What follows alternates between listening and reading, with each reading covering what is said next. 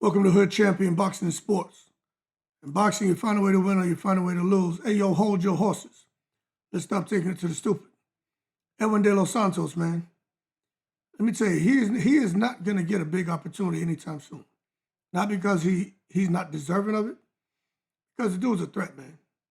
He's a threat. You know, it's like he's saying, they're ducking my Dominican power. That man over there eating his little platanos and chuleta and shit. He ain't playing with his little rose corn, habichuela negro and shit. He ain't playing around. And when he come in the ring, he bringing all that shit. I'm telling you, man. This last weekend, okay, he got a knockout. Anybody surprised?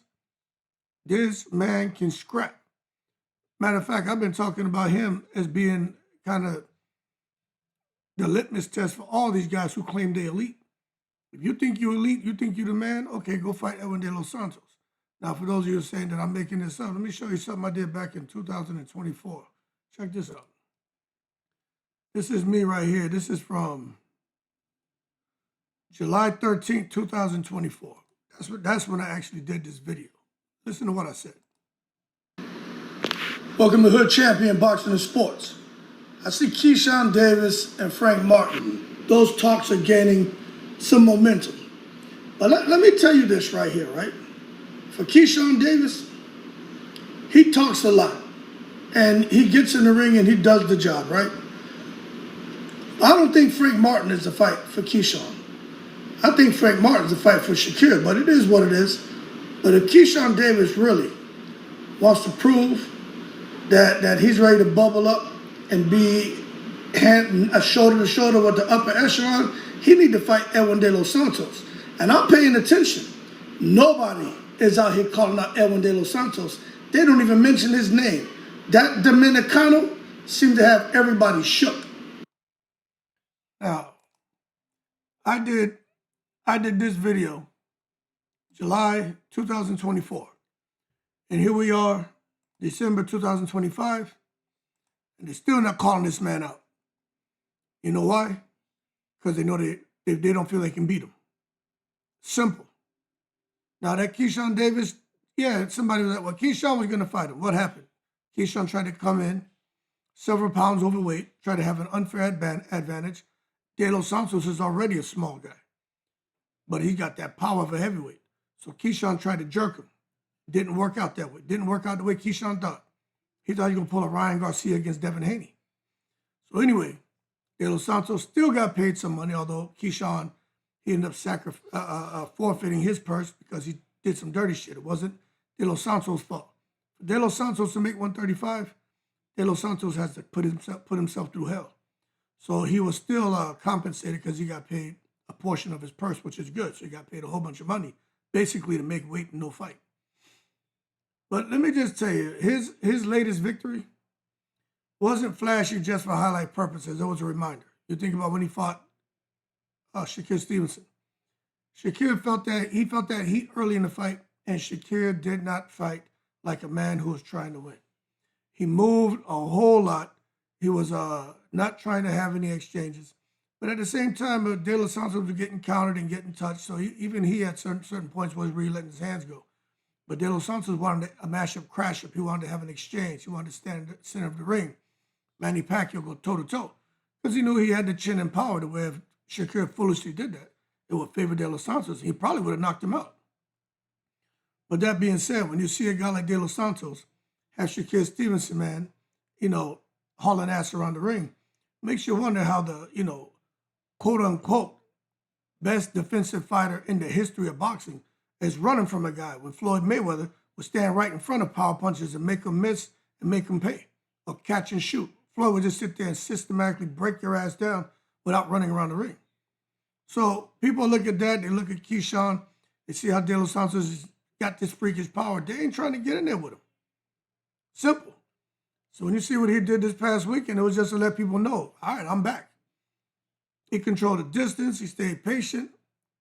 Openings appeared, he did what he's supposed to do. You punish the opponent. Put some respect on his name. This wasn't reckless power hunting. It was composed pressure from a fighter who understands that his reputation alone changes how opponents behave. And that's a fact. And what I like mostly about the win, although it wasn't against an elite opponent, It showed some maturity. It didn't show desperation, which at his stage is critical because he needs to not get into these exchanges like he did with Valenzuela, getting dropped. Not saying there's anything wrong with that because he got up and destroyed Valenzuela, but you got to be smart, and not be as emotional in there. Boxing is a thinking man's game, and when you have power, you don't need to necessarily come in there and try to show it. Just fight your game, and the power's going to show up on its own. And so will the knockouts. Now, the Shakur fight with De Los Santos, which I briefly touched on, I think I'm going to say it again, I think it damaged De Los Santos' career momentum. And it's not because he lost. You see, Shakur refused to exchange. And that sent a loud message to the division. This man can crack. Even Valenzuela will tell you, he can crack. And when you see elite fighters choose to box safety and just kind of on cruise control and get a decision, instead of trying to, trying to dominate, promoters notice, fans notice, opponents notice, everyone notices. So since that fight, De Los Santos he hasn't been avoided because he's not skilled. He's been avoided because the risk to reward ratio is ugly. It's more than likely you're going to get knocked out. So Shakur, was he exposed by when he fought De Los Santos? I don't know if I say he was exposed, but I'll tell you this. He revealed De Los Santos is danger. Shakur didn't run because De Los Santos lacked the skill, man. He minimized exchanges because of the timing, counter power, and willingness to throw with bad intentions. All of that's real with De Los Santos. This is what annoys me with boxing fans who don't recognize the little nuances, little things that guys like De Los Santos does in there to make people uncomfortable. The man has timing, counter-punching ability. He's got speed, and we already know he's got that freakish power. And when you get fighters who are defensive first, they don't want fights where one mistake can end the night. And that's Shakur. And ironically, that caution elevated De Los Santos' threat level more than a knockout would have. And that's why Keyshawn came in there like a couple pounds overweight. He knew. I know for a fact him and Shakur had conversations about De Los Santos. There's no way you can't make me believe Shakur didn't say, hey, something, that Dominican power and something. Don't get hit with that shit. That's what you're supposed to do. You got your brethren there. You're supposed to sit there, man, and provide some insight on the past opponent. But Keyshawn took it to the stupid and went out here and came in overweight. But I think that Keyshawn Davis situation hurt De Los Santos more than people realize. The scratched Keyshawn fight sent a terrible signal for De Los Santos' marketability. When Keyshawn came in overweight, the fight collapsed. The narrative shifted away from Edwin's readiness and towards risk management. Whether fair or not, the perception became, why risk your future against a man who can end your career in one punch? And when you have a perception like that about you, it's good for your confidence, but it stalls your career. Knockout artists often get punished by the business side. When they know someone in there who can crack and put a fighter's lights out, they tend to get avoided. You know what I'm saying? Boxing says it loves knockouts, but it rewards the control, it rewards the marketability, it rewards the predictability. You know what I'm saying? De Los Santos represents danger without a built-in fan-based machine. That makes him hard to sell as an opponent, unless the money is just really, really huge, man, or the opponent's desperate. But for a guy like De Los Santos, unless he gets Turkey Al-Sheikh to come in and tell a fighter, hey, you face him, I want a 50-50 fight, I want drama, not dominance, I'll give you X amount of money. Don't worry about what he's getting, I'll give him some. Other than that, De Los Santos is going to continue fighting out here on the Chitlin circuit, you know what I mean? On the Chicharron circuit, because he's Dominican. He's going to be out there fighting on that shit. Out there fighting on the Pincho circuit. He ain't going to be out here getting the fights he needs because they're not going to fight him. It's going to be sad. A guy with all that talent can see his career just start to fade away, man.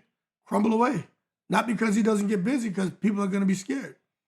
So hopefully Turkey Al-Sheikh looks and recognizes that De Los Santos is the real deal and gives him an opportunity, man. And that's why, you get guys who are knockout punchers.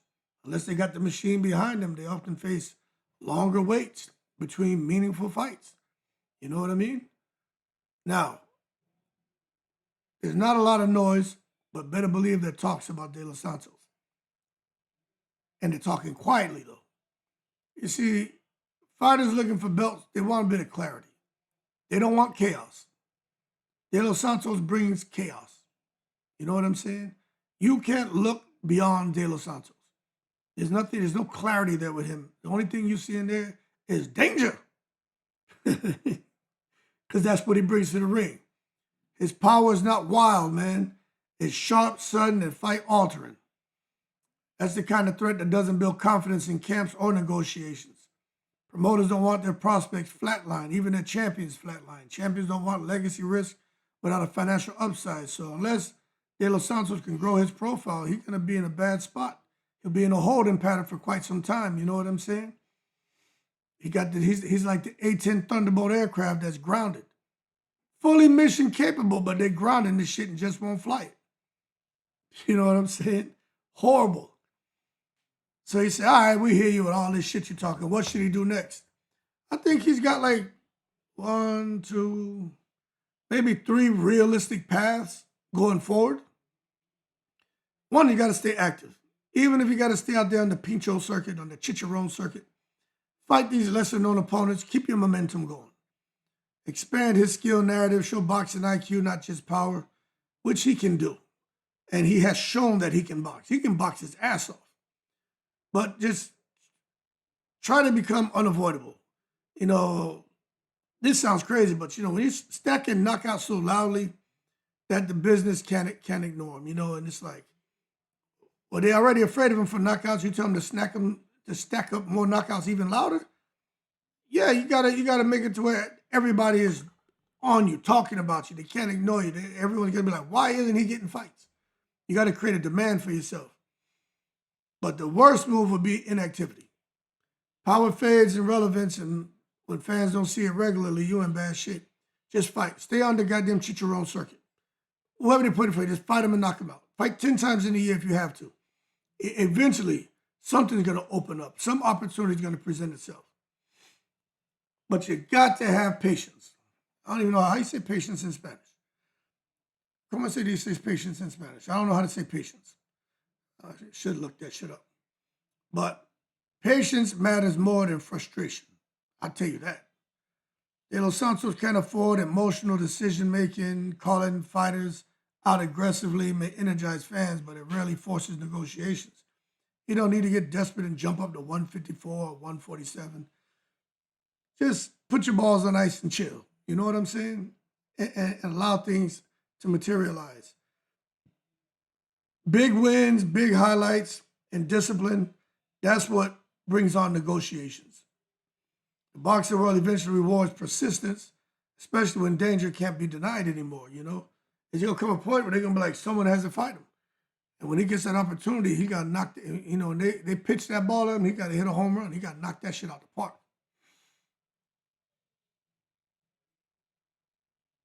But I tell you what, when they fear you, that means there's some respect.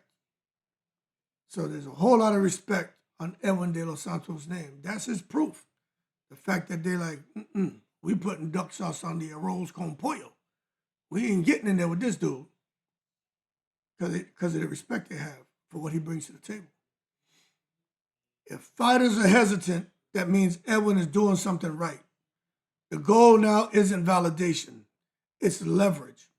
Every knockout increases pressure on promoters, on fighters, on prospects.